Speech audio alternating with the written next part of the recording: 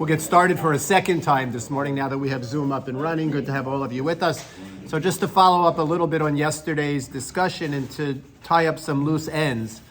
So we mentioned that although walking in front of a security camera on Shabbos is generally permitted because of the consideration that whatever image is recorded on the monitor is a temporary image. It would be ksiva durabanan and not dioraisa. It would be writing on a rabbinic level and not on a biblical level. And since pretty much the person who is being recorded has no particular interest or benefit in being recorded, or it's maybe you want the security system functioning to record the bad guys, but you're not a bad guy, you're a good guy, so you have no particular interest or benefit in being recorded.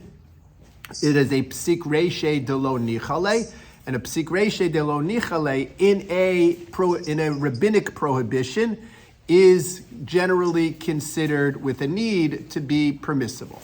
So that's why we say you could walk in front of a security camera on Shabbos and you don't have to worry about about that image being on a monitor, because the image is going to disappear. As soon as you walk past the security camera, what's going to happen? The image is going to disappear. However, Leslie hinted to it yesterday. What about if this image is being recorded? Right? Being recorded. So for instance, what do we say? We say now that you have things that are recorded on hard drives of computers. Security system records things on hard drives of computers so that if you find out subsequently that something happened, you can go back into the recordings and you're able to pull up the footage of that particular incident, that particular event, and deal with whatever security concerns there are. So now, wait a second. So now this is not something which is transient. This is not This is not something which is. Everybody, if you could just mute yourselves online, that would be amazing. We would appreciate it. Or maybe not. Okay, let's see. Let's see if we can do that for them. We can help them.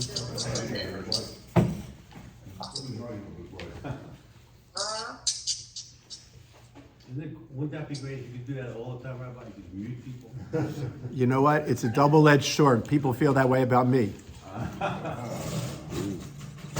don't know. Okay, everybody, if you could just mute yourselves, online, that would be great. Okay, so what about if it's recorded? So now it's recorded on digital media. It's recorded on a hard drive somewhere. So that's not transient anymore. That's not temporary. That's permanent. Now, it is true that these hard drives don't last forever, and generally images are recorded over. Let's say they give it a 2-week period or a 3-week period, and then the images are recorded over. So it does have a certain shelf life. It doesn't last forever, but nevertheless, it's certainly much more permanent than, let's say, the image on a monitor that you pass by. Why doesn't that concept apply to sound? Why doesn't what concept apply to sound? Just said, make a sound, it's recorded, spoken up into electrical waves, goes someplace else, and now other people can hear it. I'm not sure I understand your question. The concept of when I walk in front of a camera, okay, the camera is taking my picture, it's breaking it up into some electrical stuff, and then it's appearing someplace else, right? Okay. Same thing with sound. I record on a microphone, picks up what I'm saying. So you're saying, why can't I use a microphone on Shabbos? Basically, it's the same. Okay, so it's an interesting discussion. Perhaps we'll have a chance in the future to turn our attention to it. There are actually several. I can think of 2 prototypes of microphones that some say can be used on Shabbos. Maybe we need to look at how those are used and things like that. They certainly have not become commonplace or accepted in the Orthodox world. Again, perhaps because of Uvda Dechol, perhaps because of Zilusa de Shabbos. But we would actually need to discuss, if we go down that road, we could talk about fulfilling mitzvos through microphones as well. It's a famous shaila about whether or not listening to the Megillah being read through a microphone is a fulfillment of the mitzvah of listening to a Megillah. Because you're not hearing the person's voice. What are you hearing? Sound reproduction. You're hearing the electrical reproduction of this person's voice. Is that Is that considered a shofar? Is that considered a person's voice or not considered a person's voice? So that's an interesting discussion to have down the road, right? To have down the road. If you're asking from the perspective of recording, right, of recording a voice, so it would seem to be no different if you're not doing anything. There are cameras that record audio as well. In other words, cameras just don't record images. There are cameras that record audio, and it would seem to be the same, right? The same considerations. Recording the audio would seem to be no different than recording the video image. We were saying this issue is based on ksiva.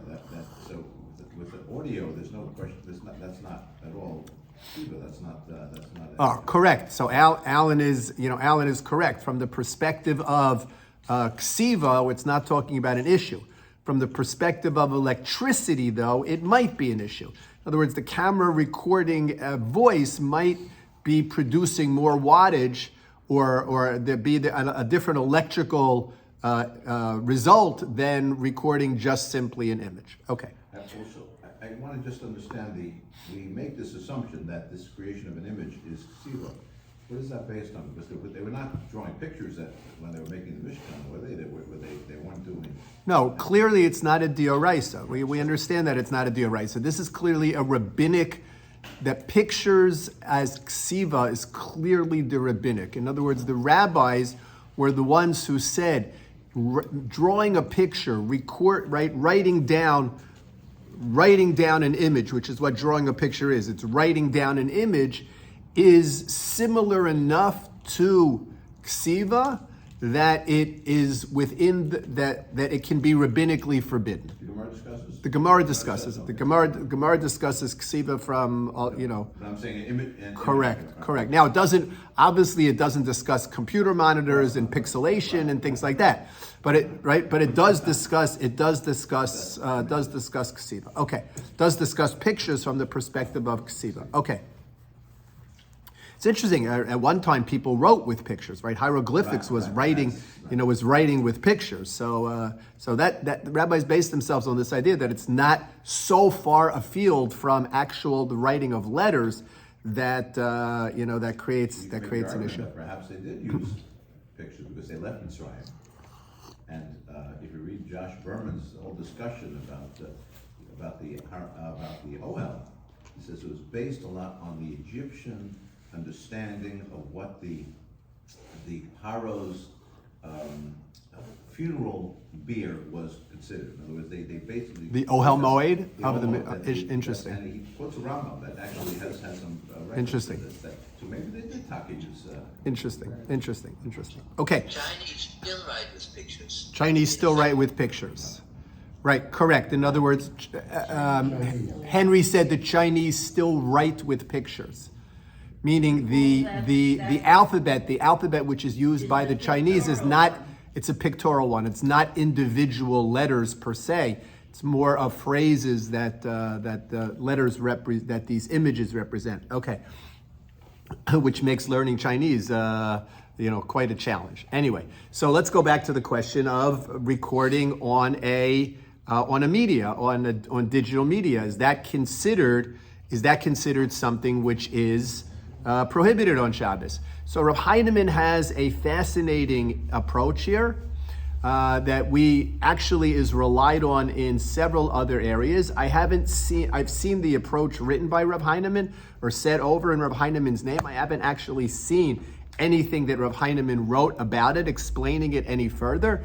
But Rav Heinemann says, if you can't sense it with one of your 5 senses, then it didn't happen. That's basically the approach that he gives on Shabbos. In other words, this image, which is being recorded to digital media, there are no sensory impressions of that image being recorded. In other words, if you would stand there and you would look at the hard drive, you would look at the computer, right? You would not notice anything unusual in the recording of these images to the hard drive. There are no lights that are flashing. There's no sound which is being made. right? Nothing other, I mean, the normal functioning of the computer is indeed producing noise, right? Computers can be noisy instruments. The normal usage of the computer is producing noise, but the writing onto the writing of the image onto the hard drive is basically not perceptible. Not perceptible, says Rav Heinemann, by any of the five senses.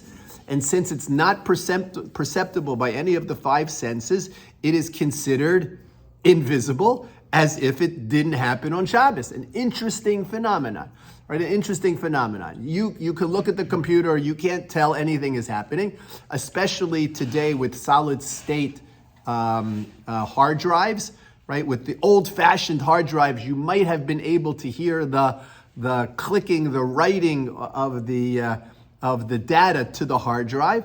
Today, with solid-state hard drives, you don't hear anything. You could stare at the computer all day long. You could open up the computer and look at it. You're not going to see anything happening. You're not going to hear anything happening other than the normal functioning of the computer. So Rav Heinemann said, based on that, nothing happened, right? Even though we know something happened, Rav Heinemann says, based on that, halachically, nothing happened. If you can't experience it with one of your five senses, then nothing happened. Raz. But then that's two parts of it. One is the picture of you on the computer, and the second. When you say computer, do you mean the monitor? I mean on the monitor. The second part was the recording to the hard drive. Right. So there was two parts. Right. So the image, your image being displayed on the monitor, we said was transient. It's temporary. Right? It's certainly not something which is in the category of a biblical violation of writing. All right. However, the recording onto the hard drive, right? The transfer of that data to the hard drive, that would seem to be much less transient and much more permanent. However, Rav Heinemann says, since that occurs without any sensory perception of the ordinary person, maybe a computer techie would be able to tell that something is happening, but the average person is absolutely imperceptible to the average person. Rav Heinemann says it's as if it didn't happen, right? It's as if it didn't happen. You can't perceive it. It's as if it didn't happen, and therefore there's nothing prohibited on Shabbos about it, because it didn't happen. Leslie. Who's this Rabbi Heinemann? And Rav Heinemann does is. everybody agree with it? Okay, so Rav Heinemann is the head of the Star K. Star K is a kashrus organization, but it goes beyond simply kashrus. Gets involved in halachic decisions. Rav Heinemann is the head of this very respected posek in Baltimore, Maryland. Very well received, in the Baltimore, Maryland community and beyond that. Does everybody agree to this? There's no such thing in halacha that everybody agrees to, right? People. Right? Most people agree that it's not a problem that the image is being recorded to the hard drive. Exactly why they agree to that is not 100% clear.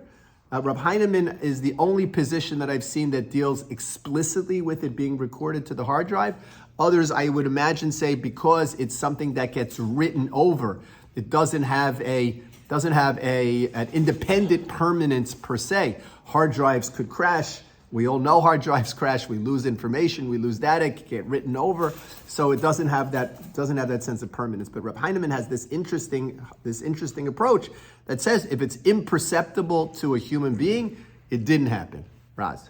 So the transient part would be permitted if it's on the basis of security, right? The transient part. Multiple reasons for permitting it. In other words, number one, it is not right? You're just simply walking, right? You don't have any intention to be recorded on the camera. So that makes it a psik reisheh. Number two, you have no particular interest in being recorded on the camera. That's a psik reisheh de lo nichale. Number three, it is a transient kind of impression, which makes it a rabbinic prohibition. So you have a psik reisheh de lo nichale in a rabbinic prohibition with the need of security that all comes together to permit this activity. Jerry. All those things about not having an interest are for the person that is going by this camera. But the person who has the camera, who may be a Jew, does have an interest. No, The that's, interest is yeah. security, Well, but he does have an okay, interest. so let's clarify that, because that is raised by some individuals who prohibit using these systems. Rav Shmuel Vosner was one of them who prohibited using the system, primarily because exactly he said, listen, you know what? I get a discount on my my homeowner's insurance because I have a security camera, right? So I have a vested interest. I want this security camera to work. So the answer is yes, it's true. In other words, we have, right, the shul paid lots of money, Baruch Hashem, from the United States government. The shul paid lots of money for this security system that we have in place, and these cameras that record on a continual basis. But the truth is, I have no interest in Jerry Traub being recorded on the camera. I don't really care about Jerry Traub being recorded. Nothing personal, right? Nothing personal. What do I want? What do I want recorded on the camera? I want a bad actor recorded on the camera.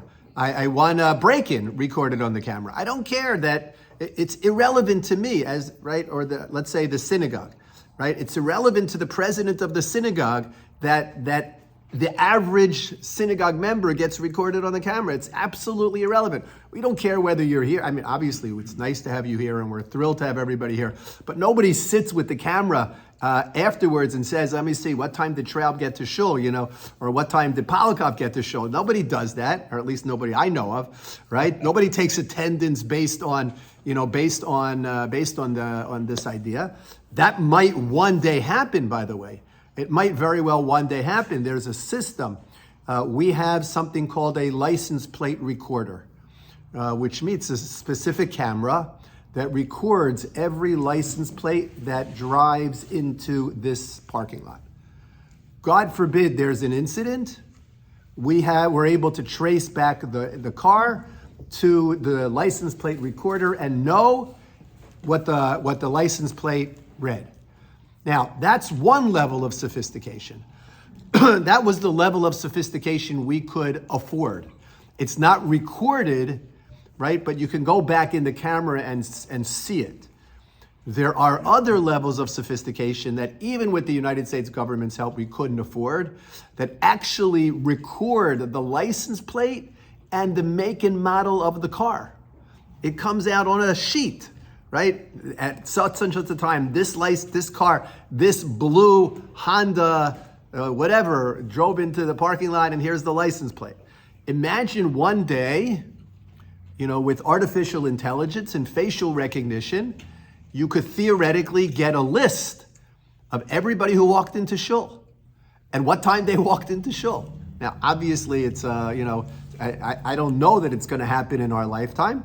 Right? Doorbell cameras and Siri and Facebook and everything. Right? I mean, so maybe, right? I don't know that the AI is going to, right? I don't know that the AI is going to be of such a level where it's going to have that degree of facial recognition. Perhaps it can, perhaps 24 is actually happening in our in our lifetimes. The Chinese haven't done it. Right? But it will happen. Catch you. Right? It will happen. It will happen where facial recognition will be of such, if we're getting recorded all the time, it's not so difficult to place the facial recordings with the, with the data and to do that. You can actually, I'll tell you what to do. I gave a lecture on this not so long ago on something called deep fakes. Deep fakes. Deep as a D-E-E-P, fakes, F-A-K-E-S. What are deep fakes? Deep fakes are digital manipulation of media in a way where you could watch someone say something. The person never said it. Never said it.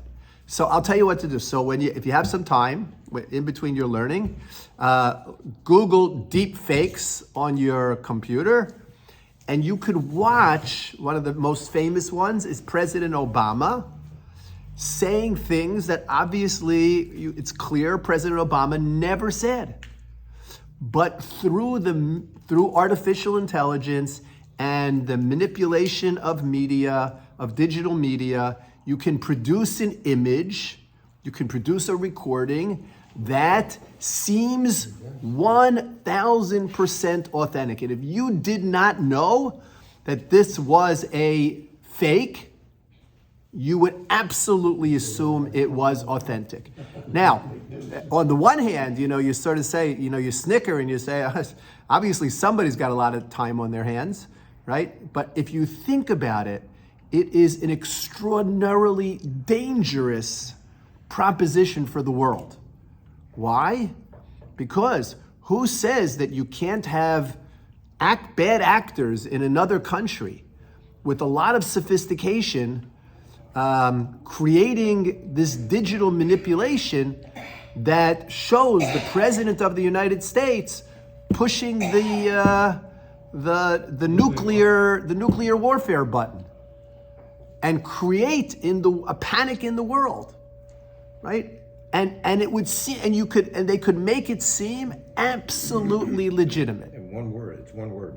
Deepfake. They could make it seem absolutely legitimate, right? So now all of these agencies are trying to figure out ways to be able to detect deepfakes, to be able to ascertain the authenticity of a video and to know whether or not the video has been manipulated. So it is here.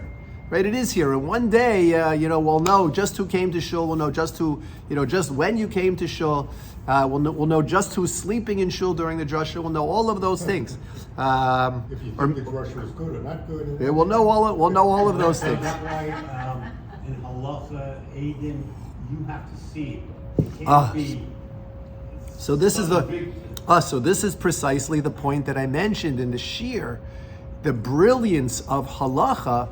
That we don't rely on videotaped testimony, right? Halacha never relies on anything other than real-time, in-person interaction. Whereas if you have witnesses, those witnesses have to be actually present, and that needs to be testified to. Now, it doesn't mean a document can't be forged. A document could always have been forged. The Gemara deals with the case of documents that can be forged. Gittin that could be forged. Documents that release servants, slaves that could be forged. Right? Indeed, these documents can be forged, and what safeguards are there in place to prevent these forgeries? But yes, absolutely, right? This technology is there. So what they did using Zoom though during COVID, then weren't they using Zoom testimony during COVID? What they did, is that considered? Nope. To the best of my knowledge, Because that's not a recording, it's live. right? To the best of my knowledge, there is no Zoom testimony accepted by Batei Din. Shiurim were given over Zoom and things like that, but no halachic, right? No halachic. In English, depositions are in Zoom. No, so in secular society, depositions are in Zoom, right? Zoom has the advantage of it being real time, right? We have not yet, technology has not yet advanced to the stage where people can manipulate real time kinds of, but recordings can be. There's actually a very interesting article written by Rabbi Howard Jachter, who is a member of the Elizabeth Beit Din, in which he writes whether or not a get can be authorized at a video conference. In other words, let's say that the husband isn't in the same room with the sofer and with the Eidim. Is there a way of doing that? But Rabbi Jachter's article appeared years ago, way before technology has changed, the way the technology has changed. Okay, so back to the hard drive, back to this recording on the hard drive, either because of Reb Heinemann's interesting chiddush, that if you can't perceive it, it didn't happen, kind of approach, or because hard drives are written over and they lack a certain permanence. So this final piece of the puzzle is actually permitted as well, that images can be recorded to hard drives, and the person walking in front, causing his image to be recorded to the hard drive has not violated anything on Shabbos. Not only in shul.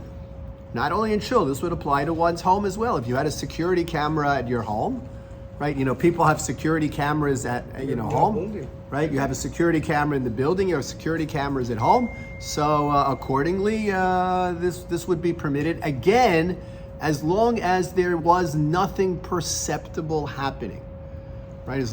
In other words, as long as there was nothing that you could see. Like a flashing of a light. in the That like camera. no flashing of the camera light or anything, and nothing perceptible that you could see happening, right? And most cameras are that way. Most security cameras, they're running. You have no idea. You don't see anything. Whatever. Okay. Now let's talk about. Let's build on this a little bit. Let's talk about. I don't see it here. We don't have in this room. But many people in their home, I have in my home, I have a burglary alarm system. On Shabbos, we don't use our burglary alarm system. It's probably not the best idea in the world. It's probably better to use it on Shabbos. Really not to publicize. Right, or certainly not to publicize it. Right, I've actually heard stories of people who have been downstairs in their dining room having Shabbos meal, and the burglars are in their second floor cleaning out the valuables. So there is a value to using the burglar alarm system on Shabbos. And in fact, when we had the burglar alarm system installed, we had it installed with something called a Shabbos switch. Right? What's a Shabbos switch? Bypass certain zones. It bypasses your doors. In other words, you turn the alarm, or you turn the Shabbos switch on, and then when you arm the system, it automatically excludes your front door, so you could go in and out of your house on Shabbos. Now, again, so can the burglars go in and out of your house on Shabbos using the front door. So I don't know that it has such. But there's a way you can Right. just do it each. Right, I don't know that it has such significance, but we have in certain areas of our home, we have motion detectors. In other words, we don't have every single. Maybe I should be careful what I say on the right. Give me a lot of Right. We have motion detectors, right? So that means if somebody comes in through a window, so even if the window is not alarmed, they will get picked up by the motion detector.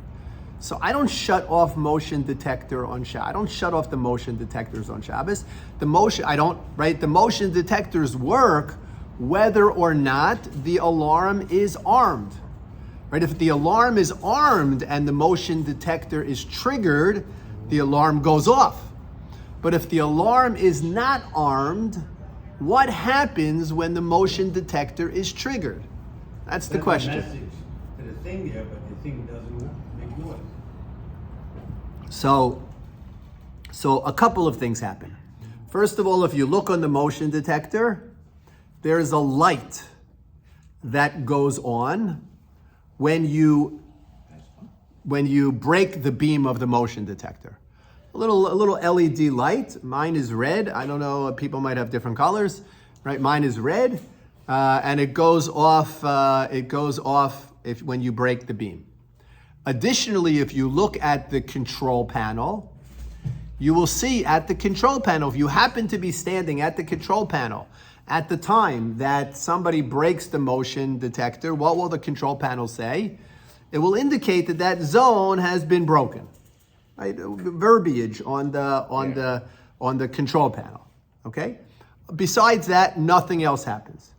Is that permissible on Shabbos or not permissible on Shabbos? Not according to Rav Heinemann. Is it permissible or not See permissible? it. You can see it. Right? So according to Rav Heinemann, it might be problematic because I could see the LED light go on, and if I wanted to, I could see that it says on the control panel that the motion detector beam was broken. I could see that. But if you're not the person doing it, doesn't matter. If you're not the person But let's say, crossed the beam. but I am. Let's say I am. I'm walking around in my house.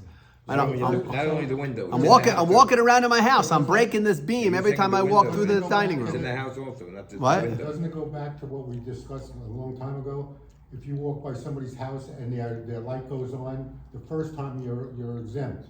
But if you Oh, know it's right. gonna go on the But next I time, know this motion detector is going to go Then I on, think- right? I know that this motion detector is going to, this light on the motion detector is going to illuminate, and on the keypad it's going to say that the zone was broken. I know that, right? I know that. Can I do it or can I not do it? Below Nichole, so it's not. Oh, okay. So first of all, what is the prohibition? Right? What is the possible prohibition here? Causing an LED light to go on, or causing the pixelation on a control keypad, right, to display a message, right, to display a message. So in both of those cases, Rav Willig has paskined that it is a psik reishe de lo nichale in an Isser de Rabbanan.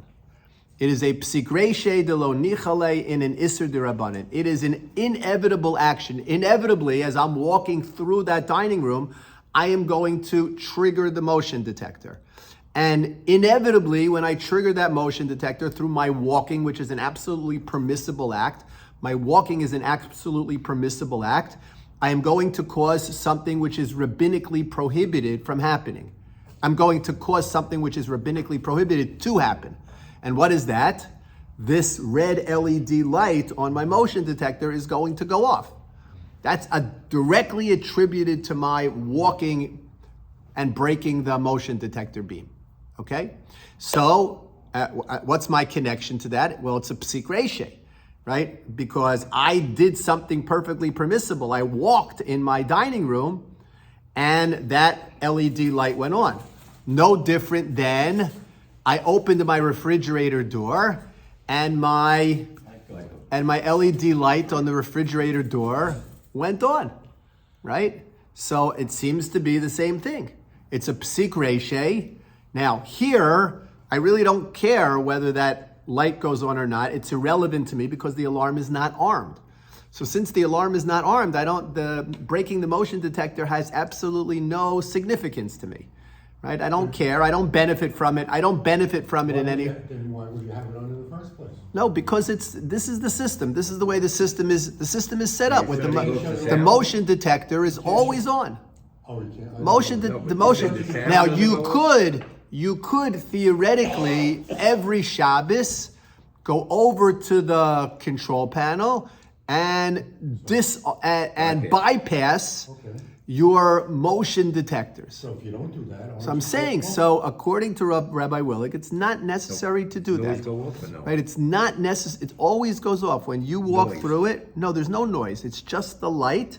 Just the light and the. No, but some have noise going off when you have a motion. I'm talking about my motion detector. It's just the light, right? It's just the light on the little thing and the verbiage on the keypad. What if noise went off? Now, could I shut it off? Theoretically, every Shabbos I could go and I could turn it off, and then every Motzei Shabbos turn it back on. No different than I do my lights, my timers, and things like that in the house. Rav Willig felt that it was not necessary. He felt that you could rely on the idea that it's a psik reishe de lo nichale. I could care less about that light. I don't want that light to go on. I'd be happier if the light didn't go on. It's irrelevant to me that light goes on. It's a psik reishe de lo nichale in a rabbinic violation. And since turning it off involves a certain degree of tircha, right? A certain degree of effort. It's not like flicking a switch, right? It requires an effort to do. And then if you forget to put it back on, what happens?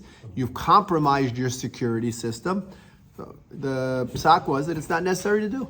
Is that only about security? Because the same thing that you just described is in the refrigerator light.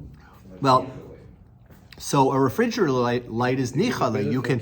You can see what's in the refrigerator. That's why they have lights in the refrigerator, right? You could see what's in the refrigerator. Yes, you might be able to also see what's in the refrigerator if the light didn't go on, but you can certainly see better with the light going on. Nobody would buy a refrigerator that didn't have a light in it, right? So the light going on in the refrigerator is clearly a nichale. Now you could say, you know what? I would hope the light wouldn't go on because then I wouldn't violate Shabbos, but that doesn't count. Right? That doesn't count. If you put a delay action on that light, then you'd be allowed to do it anytime? A delay action on that You light. walk through it, you cut the beam, whatever it is, okay? Sometime, a little later, that light's gonna go on.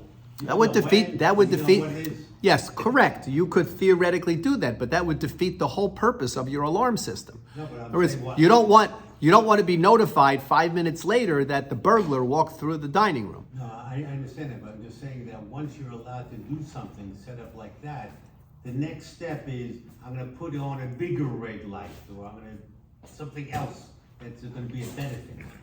Well, once it's of benefit, then Then it's it becomes no nichale. good. Then it's psik reishe de nichale. Then it's not good. It's psik reishe de lo nichale. Psik reishe de lo nichale is prohibited even in a rabbinic prohibition. So the lights in my refrigerator today are not incandescent lights, right? They are LED lights, very expensive LED lights, right? They're LED lights, which is a rabbinic prohibition. But I can't open my refrigerator door because it's psik reishe de nichale, Jerry. Doesn't your security system, I might say yours, I mean in general, have somebody somewhere else that gets the information? Only if the alarm is triggered. So somebody walks through, you have your motion thing, and somebody walks through there. Unless and- my alarm is armed, it's irrelevant. So your alarm is disarmed on Shabbos. Yeah, because I don't want to set my alarm off on Shabbos, right? All right, right. You're here from. But if I would, right? But if I would alarm, I mean, my alarm has a Shabbos switch that would disable the motion detectors. So it could be that it might probably be a better idea for me to turn that that Shabbos switch on. I probably should do that, but Rav Willig said it was not necessary to do because of the psik reishe de lo nichale in the Isser de Rabbanan with a security consideration that's involved. Last question, we have a Moroccan minyan in 3 Grace Avenue. 3 Grace Avenue, the front door, when you walk in, has a small light. I don't know what is its function. That lights on. Until a few months ago, when the back Does the of door open automatically when you No, approach You it? have to open it. You have to open it yourself. It's not automatic. Does the No. door unlock automatically when you approach it? No, you see that there is a green light, it means that the door is open. If it's red, the door is not open. But it's not something that people who walk in can do. Is the management that sets a time, what time is going to be open, what time is going to be So it could be closed. that the door is not alarmed during that point or something like that.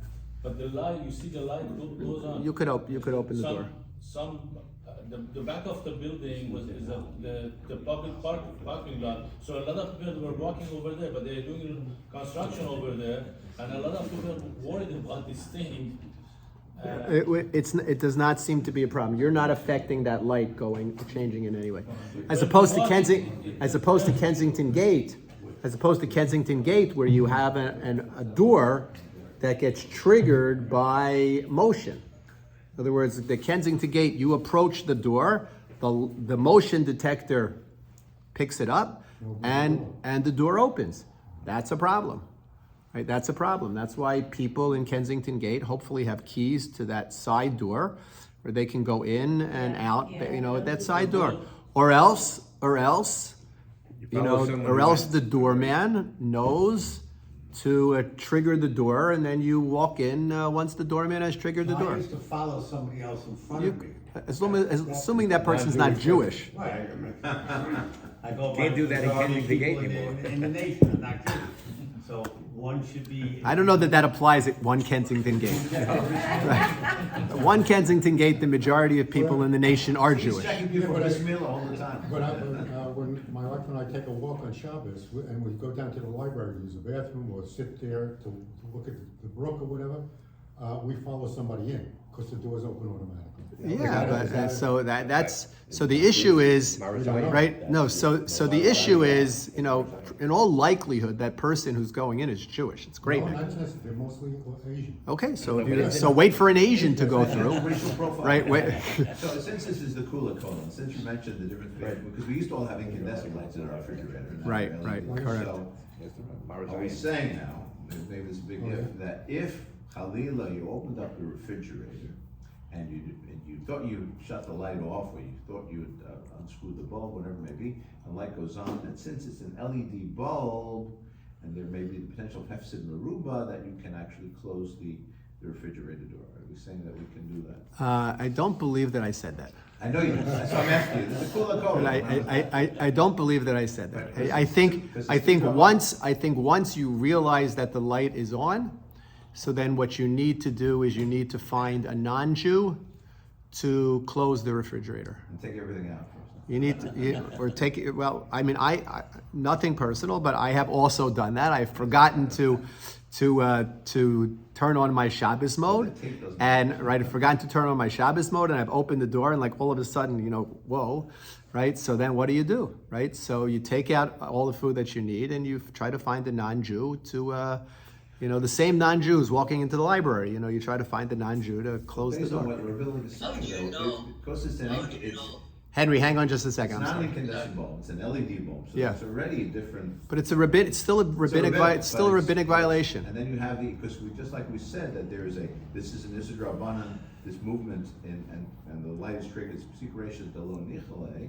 So here, it's certainly a Psikuration Delo Nichale, you want the light to go off, you don't want it to go on. You don't care. That would seem to be a psik reisha denichale. You want the light to go off. No, you don't. You want to close the door. You don't want the light. You don't care whether the light goes on or off. At that point, you don't care. So Yeah, I think the generally accepted psak is that you should not close the door yourself. And I'm just asking, so- if we, based on what Rav Willing is saying, it seems that because it's two drabbanans, right? Because it's not incandescent light. No, but it's a nichale. That's the problem. Oh, but you're saying here closing the The door door. is not You have to think about it. So my refrigerator has so many things in the door, jars and. Closes by itself. By itself. Okay. So you just let it go. Just let go. Just let go. Rabbi, what about a library? Hold on a second. Hold on. Henry, go ahead. The library, how do you know the person is a non-Jew? It's not really good to ask on someone either. No, so right, so I think that They're Asian what Fred was saying is that there are a lot of Asians who go through. The assumption is that the majority of Asians are not Jewish. So you go by the majority. The majority of Asians are not Jewish. I always grew up learning that you're not supposed to go into a library on Shabbos, Marasayan or whatever. He didn't ask that question. Okay. No, but I'm asking that question. Let's talk about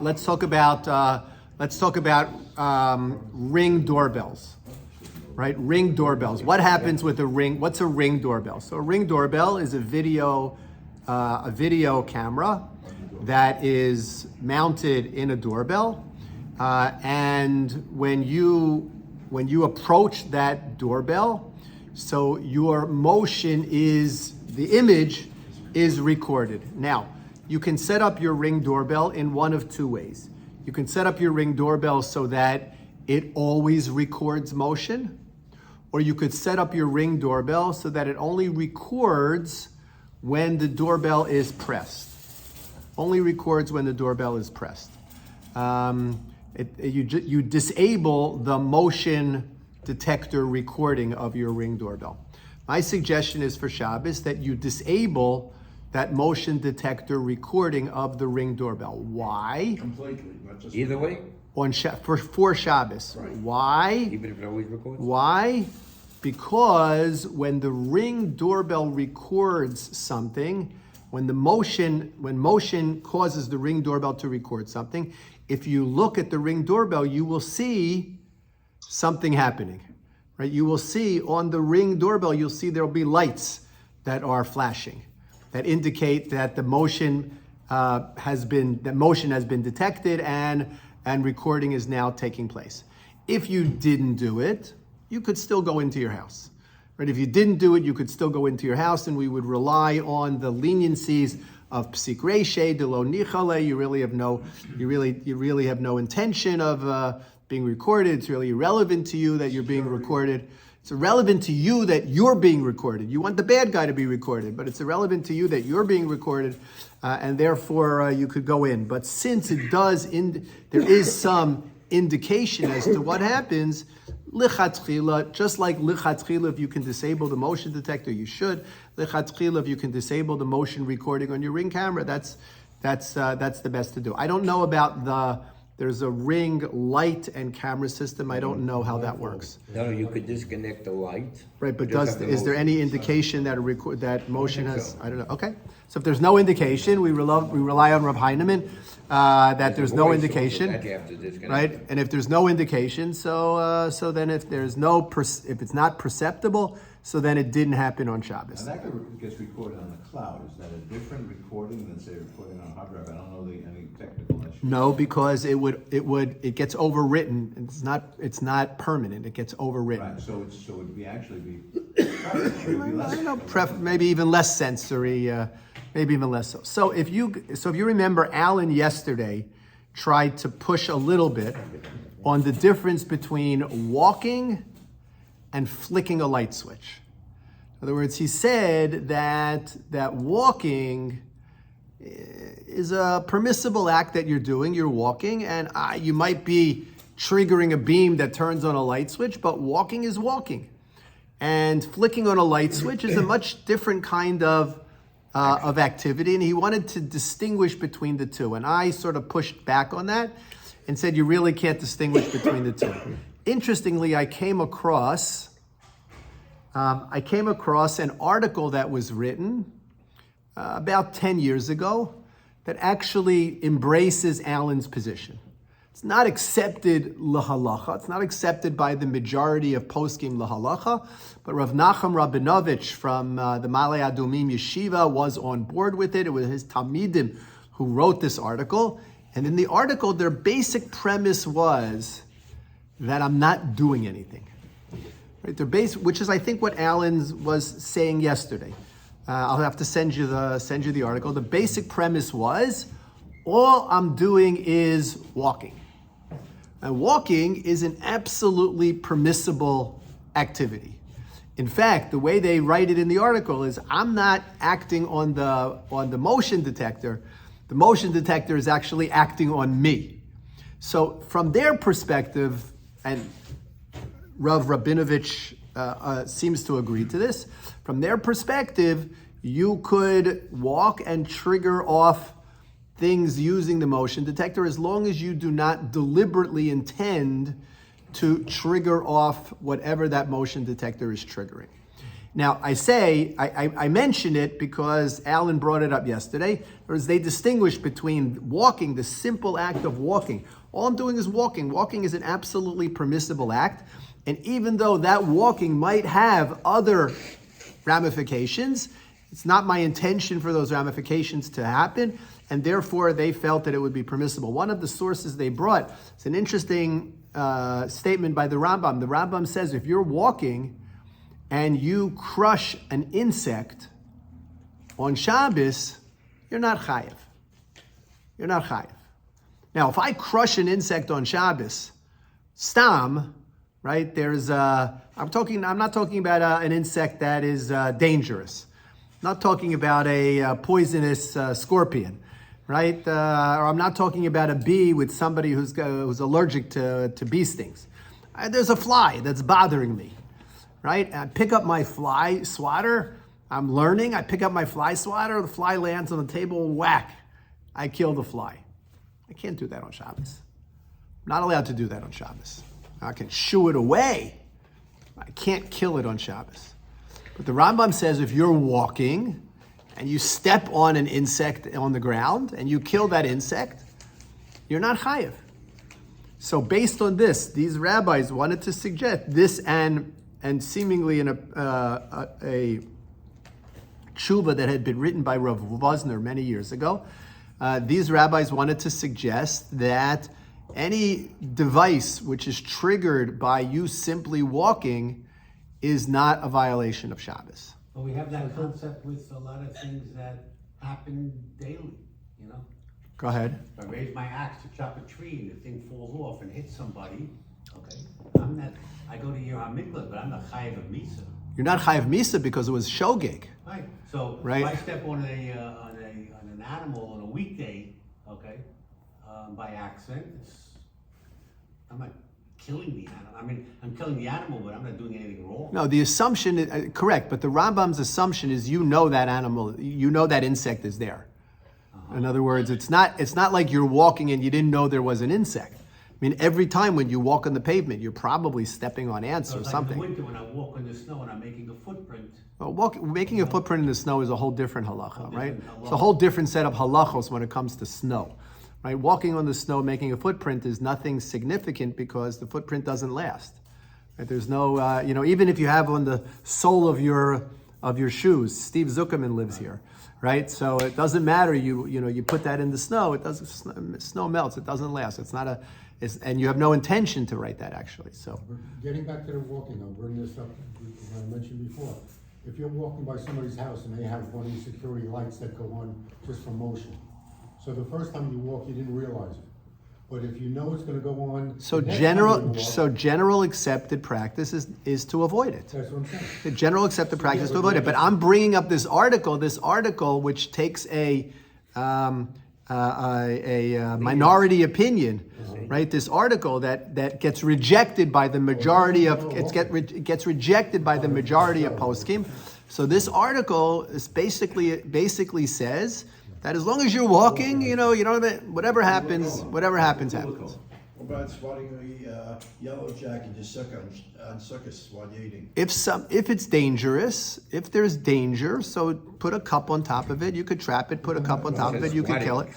You could kill it. It doesn't matter if it's dangerous. So the halach already says you're allowed to kill a dangerous animal on Shabbos. Which is of the 39 is a violation of? Which one? Killing your blood. So tzad is trapping. Killing an insect is.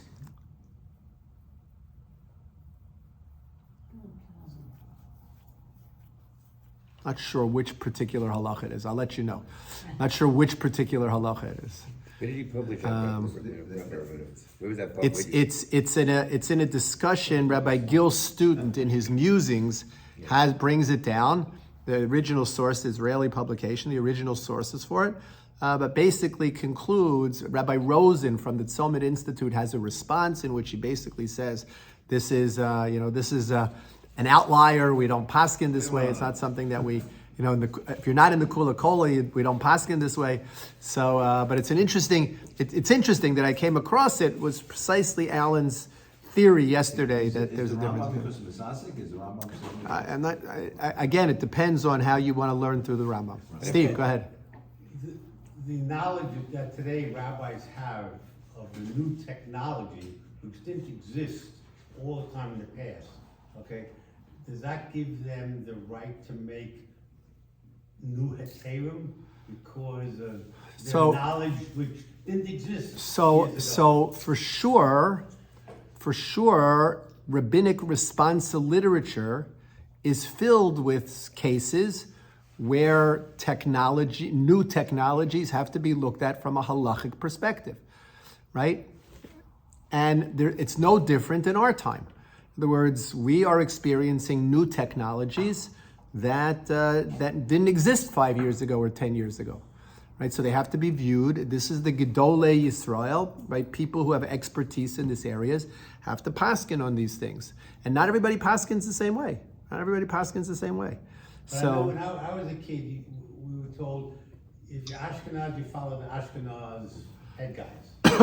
And the Sephardim have their own set. Today it seems like we go by no separation between Ashkenaz and Sephardim. No, I don't know that that's true. If the Sephardic rabbi says something is okay, it's okay. No, but I don't think that that's an accurate reflection of. I mean, I am sure there are people who don't need any rabbi to say it's okay in order for it to be okay, right? And there are certainly people who say, well, if the Sephardic rabbi said it's okay enough for me. One prime example of that might be bike riding on Shabbos, right? There are unfortunately Ashkenazis, right, who allow their children to ride bikes, because there's a Sephardi rabbi who was probably mistakenly interpreted as allowing bike riding on Shabbos, right? So if it's good enough for the Sephardim, it's good enough for me. And the general psak is you follow your Ashkenazi poskim. That's the difference between the Mechaber and the Ramah. Or a Sephardi hechsher on the restaurant. Right? So Sephardi hechsher on a restaurant is a different issue. A Sephardi hechsher on a restaurant is probably more stringent than an Ashkenazi heter on a restaurant. So I would have no problem eating in a restaurant that had a Sephardi hechsher on it, because We had what? that, didn't we have that? Except for kitnios, right? Kitnios on Pesach would be an issue, but the standards of the meat are a little bit higher. The standards of Bishul Yisrael are a little bit higher. So that's a little bit of a different. But Steve is talking l'kula, not l'chumra. Alan, go ahead. We'll stop The here. question of, with the change of technology, I think many of us can remember when Shabbos clocks, there was a debate about Shabbos clocks. Remember, when Moshe even was not totally on board with Correct, Shabbos clocks. correct. And now everyone accepts Shabbos. Listen, I remember when there was a debate about the celebration of a bat mitzvah. Rav Moshe said you absolutely cannot celebrate a bat mitzvah. Today, times change. There is psak halacha is absolutely impacted by social considerations. 100% impacted by social considerations. Whether you want to admit it or not, there's no question that psak halacha is impacted by social considerations. That might be another topic down the road to talk about. Anyway, have a great day, everybody.